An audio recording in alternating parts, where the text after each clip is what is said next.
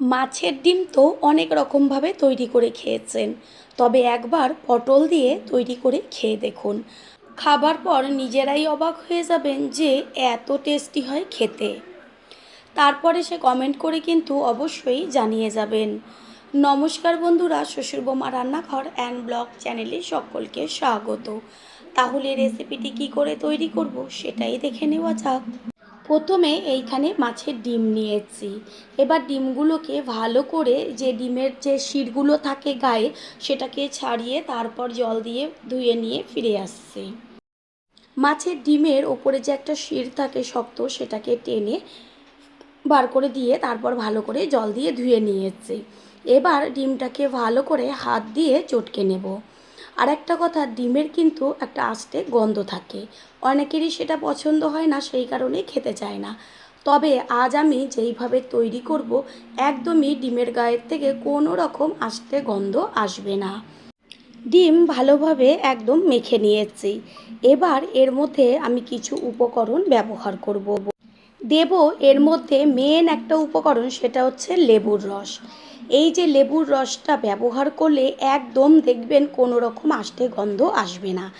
এইখানে আমি, যে লেবুটা একটু ছোট ছিল, যেহেতু এটা পাতি লেবু, সেই কারণে আমি গোটা লেবুটাই ব্যবহার করেছি। এরপরে এর মধ্যে দিয়ে দেব 1 চা চামচ পরিমাণ বেসন।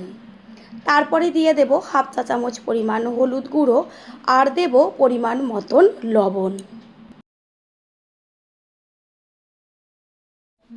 দেব পেস্ট করে নেওয়া রসুন।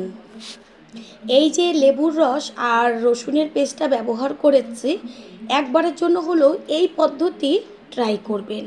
তারপরে সে কমেন্ট করে জানিয়ে যাবেন যে ডিমের থেকে আষ্টে গন্ধ এসেছিল কি না। সব কিছু দেওয়া হয়ে গেছে, ভালো করে ডিমটাকে মেখে নিয়েছি। এইটা এবার কিছুক্ষণ রেস্টে থাক। অন্যদিকে আমি যে মাছের ডিমের সাথে পটলটা ব্যবহার করব, সেই কারণে পটলটা কিভাবে কেটে নেব সেটা শেয়ার করছি। একটা পটল নিয়ে তার গায়ের থেকে ছুরি হোক বা বটির সাহায্যে, যে মানে খোসাটা মোটা করে ফেলবেন না, বেশ এইভাবে চেঁচে নেবেন। তাহলে কি হবে, ওপরের যে পাতলা যে খোসাটা থাকে সেটা চলে যাবে। তারপর পটলের দুই পাশের মুখের দিকের অংশটা কেটে বাদ দিয়ে মাঝখান থেকে অর্ধেক করে কেটে একটু তেচড়াভাবে আবারও আওড়াভাবে কেটে নেব, মানে একটা পটলকে 4 টুকরো করে নেব। এইভাবেই সমস্ত পটলগুলোকে কেটে নিয়ে ফিরে আসছি।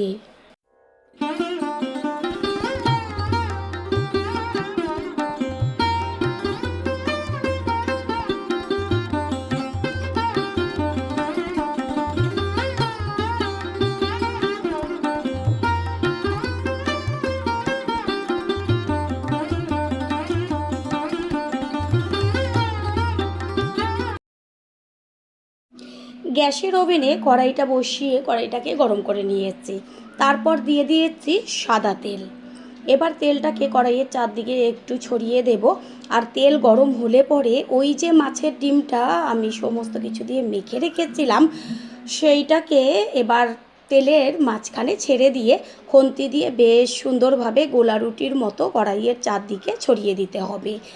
গ্যাসের ফ্লেম প্রথমে 1 থেকে 1.5 মিনিট হাই করে তারপরে লো করে দিতে হবে, সম্পূর্ণ ডিমের ভেতরটা ভালো মতন হওয়ার জন্য। নিচের পিঠটা কিছুক্ষণ হওয়ার পরে উল্টে দেব ওপরের পিঠটাকে হবার জন্য। ঠিক এইভাবে এপিঠ ওপিঠ করে ডিমটা ভালোভাবে ভেজে নেব। ডিমের দুই পিঠই খুব সুন্দরভাবে ভাজা হয়েছে। এবার ডিমটাকে তুলে একটা থালার ওপরে রেখে দেব।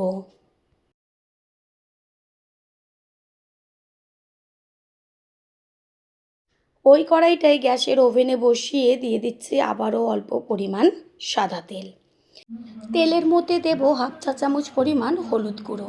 হলুদটাকে তেলের সাথে ভালো করে মিশিয়ে নেব। পরে এর মধ্যে দেব ওই যে পটলগুলো কেটে রেখেছিলাম, সেই পটল।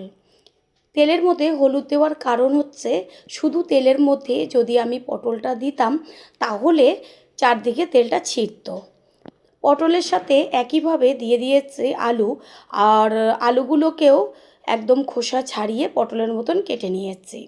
তাড়াতাড়ি সিদ্ধ হয়ে যাবার জন্য এর মধ্যে দিয়ে দিলাম পরিমাণ মতন লবণ। লবণটাকে মিশিয়ে নিয়ে গ্যাসের ফ্লেম লো টু মিডিয়াম করে ভালো মতন ভেজে নিতে হবে।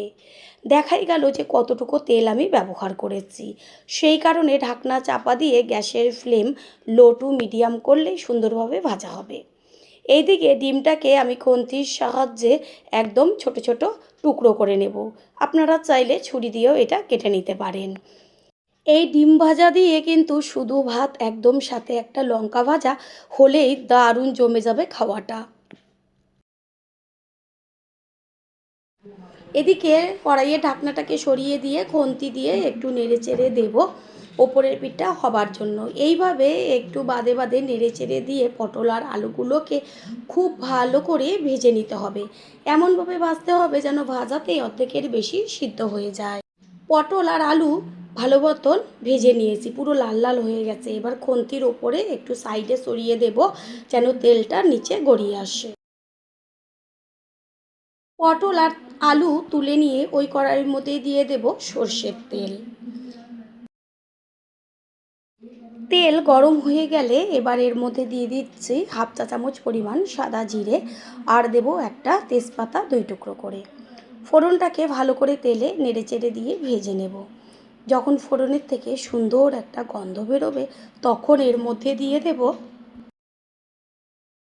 কুচিয়ে নেওয়া পেঁয়াজ। এইখানে আমি মাঝারি সাইজের 2টো পেঁয়াজ ব্যবহার করেছি। এবার পেঁয়াজগুলোকে খুন্তির সাহায্যে ভালো করে তেলের সাথে নেড়ে চেড়ে দেব। পেঁয়াজ এমন করে ভাজতে হবে যেন ভাজাতেই সুন্দরভাবে লাল লাল হয়ে যায়। পেঁয়াজ লাল হয়ে গেছে ভাজা। এই পর্যায়ে এর মধ্যে দিয়ে দিয়েছি গ্রেট করে নেওয়া আদা। এখানে আপনারা চাইলে আদার পেস্টও ব্যবহার করতে পারেন। আদা আর পেঁয়াজ এবার একসাথে মিশিয়ে নিয়ে ভালো করে ভেজে নিতে হবে আদার কাঁচা গন্ধটা যাওয়া পর্যন্ত।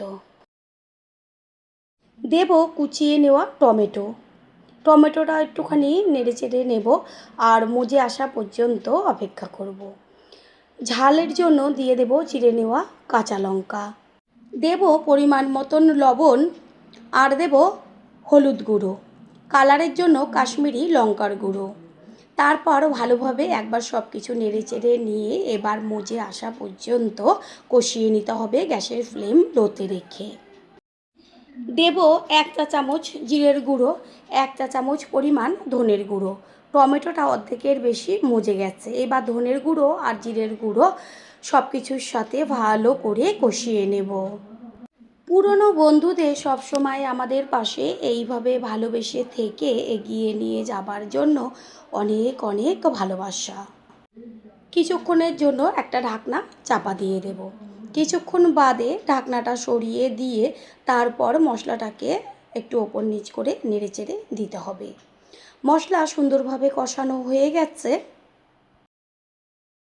দেব ভেজে নেওয়া পটল আর আলু।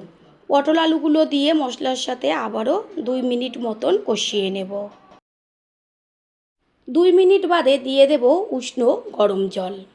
জলের পরিমাণটা একটু বেশি ব্যবহার করতে হবে। জলটাকে ভালো করে গ্যাসের ফ্লেম হাই করে মিশিয়ে নেব। সব সময়ের জন্য রান্না উষ্ণ গরম জল ব্যবহার করেই তৈরি করবেন। এতে কি হয়, রান্নার টেস্টটা দ্বিগুণ বেড়ে যায়। একটা ঢাকনা চাপা দিয়ে দেব 4 থেকে 5 মিনিট মতন। 4-5 মিনিট বাদে ফিরে এসে ঢাকনাটাকে সরিয়ে দিয়ে দেখা যাচ্ছে কতখানি জল, তবে এত জল কিন্তু থাকবে না। আলু সম্পূর্ণ সিদ্ধ হয়ে গেছে। এরপরে এর মধ্যে দিয়ে দেব ভেজে নেওয়া মাছের ডিমগুলোকে, কারণ এই ডিম দেওয়ার পরে কিন্তু জলটা সমস্তটাই টেনে যাবে। সেই কারণে একটু বেশি করে জল দিলে বেশ ঝোল ঝোল থাকবে, সেটা খেতে কিন্তু বেশি ভালো লাগবে। প্রথমবার যারা আমাদের চ্যানেল ভিজিট করছেন তাদের আন্তরিক শুভেচ্ছা ও অনেক ভালোবাসা। আমাদের রেসিপিগুলো যদি ভালো লেগে থাকে সাবস্ক্রাইব করে দেওয়ার অনুরোধ রইল ও পাশে থাকা বেল আইকনে ক্লিক করলে পরবর্তী ভিডিওগুলো সবার আগে আপনাদের কাছে পৌঁছে যাবে। ডিমটা দেওয়ার পরে ঢেকে দিয়েছিলাম। এবার দিয়ে দিচ্ছি এর মধ্যে ঢাকনাটাকে সরিয়ে গরম মশলার গুঁড়ো 1 চা চামচ। গরম মশলার গুঁড়োটাকে মিশিয়ে নেব। কত ঝোল ছিল আর ডিমটা দেওয়ার পরে অর্ধেকের বেশি টেনে গেছে। এটা ঠান্ডা হওয়ার পরে আরও জমে যাবে, সেই কারণে বারবার বলছি জল একটু বেশি ব্যবহার করবেন। আপনারা যে যেইখান থেকে রেসিপিটি দেখছেন অবশ্যই কমেন্টের মাধ্যমে জানাবেন। আপনাদের ধন্যবাদ জানাতে পারলে সত্যি আমরা ভীষণ ভীষণ আনন্দিত হব। রেসিপি একদম তৈরি হয়ে গেছে, গ্যাস অফ করে দিয়েছি আর সবশেষে দিয়ে দিচ্ছি 1 চা চামচ গাওয়া ঘি। ঘি মিশিয়ে নিয়ে তারপর ঢাকনা চাপা দিয়ে দেব। 5 মিনিট মতো রেস্টে রাখার পরে ঢাকনাটা সরিয়ে দিয়ে সম্পূর্ণ লুকটা দেখিয়ে দিচ্ছি। এবার একটা পাত্রে তুলে নেব। তৈরি হয়ে গেল আজকের রেসিপি। আশা করি রেসিপিটি ভালো লাগলো, আর যদি ভালো লেগে থাকে একটা লাইক, কমেন্ট, পারলে একটা শেয়ার করে অবশ্যই জানাবেন। আপনাদের দেওয়া একটা লাইক ও লাইকের পাশে থাকা হাইপ আর একটা শেয়ার আমাদের কাছে অনেক অনেক গুরুত্বপূর্ণ। All friend, thanks for watching my video. আপনারা সকলে ভালো থাকবেন, সুস্থ থাকবেন। আবারও দেখা হবে অন্য কোনো রেসিপির এপিসোডে।